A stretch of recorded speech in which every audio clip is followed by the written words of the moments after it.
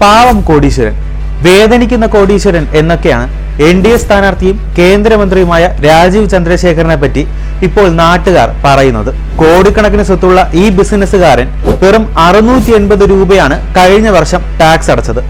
നാമനിർദ്ദേശ പട്ടികയുടെ ഭാഗമായി സമർപ്പിച്ച സത്യവാങ്മൂലത്തിലാണ് ഈ ഞെട്ടിക്കുന്ന സത്യങ്ങളുള്ളത്. ടെക്നോ പാർക്കിൽ ട്രെയിനിയായി ജോലി ചെയ്യുന്നവർ പോലും ഇതിൽ കൂടുതൽ നികുതി അടയ്ക്കുന്നു എന്ന് നാട്ടുകാർ പറഞ്ഞാൽ കുറ്റം പറയാനാകുമോ? സ്ഥാവര ജംഗമ സ്വത്തുക്കൾ അത് പങ്കാളിയുടേതടക്കം തെരഞ്ഞെടുപ്പ് കമ്മീഷനെ ബോധ്യപ്പെടുത്തുന്നതാണ് നാട്ടുനടപ്പ്. അതാണ് നിയമം.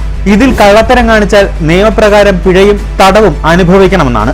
പക്ഷേ രാജീവ് ചന്ദ്രശേഖരനെ ഇതൊന്നും ബാധിക്കില്ല. കാരണം പുള്ളി ഒരു പുലിയാണ്, കേന്ദ്രത്തിൽ വലിയ പിടിയുമാണ്.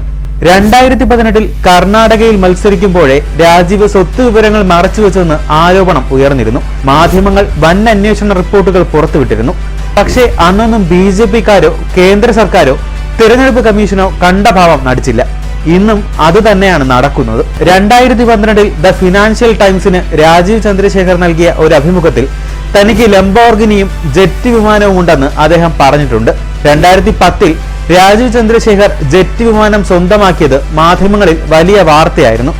9 സീറ്റുള്ള ഈ വിമാനത്തിന് 140 കോടി രൂപ വിലമതിപ്പുണ്ട്. പക്ഷേ തെരഞ്ഞെടുപ്പ് കമ്മീഷന് നൽകിയ സത്യവാങ്മൂലത്തിൽ രാജീവിന് സ്വന്തമായി വാഹനമൊന്നുമില്ല. പാവത്തിനാകെയുള്ളത് 30 വർഷം മുമ്പ് 10,000 രൂപയ്ക്ക് വാങ്ങിയ 1942 model red Indian Scott bike മാത്രമാണ്.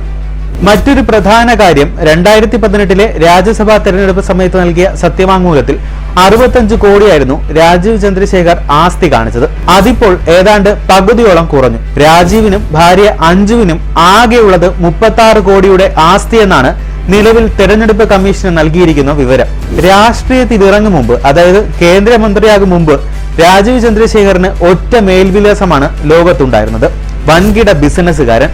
BPL മൊബൈലിന്റെയും വൻകിട ബിസിനസ് പ്രോജക്റ്റുകളുടെയും മൂലധനം നൽകുന്ന ജൂപ്പിറ്റർ ക്യാപിറ്റൽസിന്റെ സ്ഥാപകൻ. പക്ഷേ ഇപ്പോൾ ഈ കമ്പനികളുടെ ഒന്നും നിർണായക പദവികളിൽ രാജീവ് ചന്ദ്രശേഖർ ഇല്ല. 26 വൻകിട കമ്പനികളിൽ മൂലധന നിക്ഷേപം നടത്തിയിട്ടുള്ള ജൂപ്പിറ്റർ ക്യാപിറ്റൽസിന്റെ സ്ഥാപകൻ എന്ന സ്ഥാനം മാത്രമാണ് ഇപ്പോൾ രാജീവിനുള്ളത്. നിയമത്തിന്റെ ഈ പഴുതാണ് കോടികളുടെ സ്വത്തുക്കൾ മറച്ചുവെക്കാനായി രാജീവ് ഉപയോഗപ്പെടുത്തുന്നത്. രാജീവിന്റെ സത്യവാങ്മൂലം അനുസരിച്ച് 9 നോൺ ലിസ്റ്റഡ് കമ്പനികളിൽ അദ്ദേഹത്തിന് ഓഹരി പങ്കാളിത്തമുണ്ട്. അതിൽ 6 എണ്ണത്തിൽ ഭൂരിപക്ഷം ഓഹരികളും രാജീവ് ചന്ദ്രശേഖറിന്റെ പേരിലാണ്, അതായത് അദ്ദേഹം നിയന്ത്രിക്കുന്ന കമ്പനികൾ. പക്ഷെ ഇതെല്ലാം കൂടി 2.67 കോടി രൂപ നിക്ഷേപമേ അദ്ദേഹത്തിനുള്ളൂ. എന്നാൽ പ്രത്യക്ഷമായും പരോക്ഷമായും രാജീവ് ചന്ദ്രശേഖറിന്റെ നിയന്ത്രണത്തിലുള്ള കമ്പനികളുടെ ആസ്തി മൂല്യം 10,000 കോടി രൂപയെങ്കിലും വരുമെന്ന് വേണം അനുമാനിക്കാൻ. അമ്പട ആനക്കള്ള എന്നാരെങ്കിലും വിളിച്ചാൽ തെറ്റു പറയാനൊക്കുമോ? അതേസമയം ഈ ആരോപണങ്ങളെല്ലാം വ്യാജമാണെന്നാണ് രാജീവ് ചന്ദ്രശേഖറിന്റെ മറുപടി. എല്ലാം നിയമപരമാണെന്നും രാജീവ് വ്യക്തമാക്കി. എന്നാൽ ഇതിനെ അങ്ങനെ അങ്ങ് വിടാൻ പറ്റുമോ?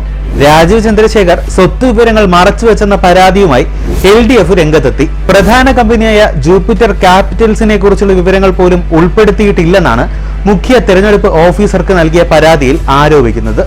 രാജീവ് പണം നൽകി വോട്ടുറപ്പാക്കാൻ ശ്രമിക്കുന്നുവെന്ന് ശശി തരൂരും ആരോപണം ഉന്നയിച്ചിട്ടുണ്ട്. BJP-യുടെ money power, muscle power politics അതേപടി പയറ്റാനുള്ള രാജീവിന്റെ നീക്കത്തിന് തടയിടാൻ ഈ പരാതികൾക്ക് കഴിയുമോ ഇല്ലയോ എന്ന് കാത്തിരുന്ന് കാണാം.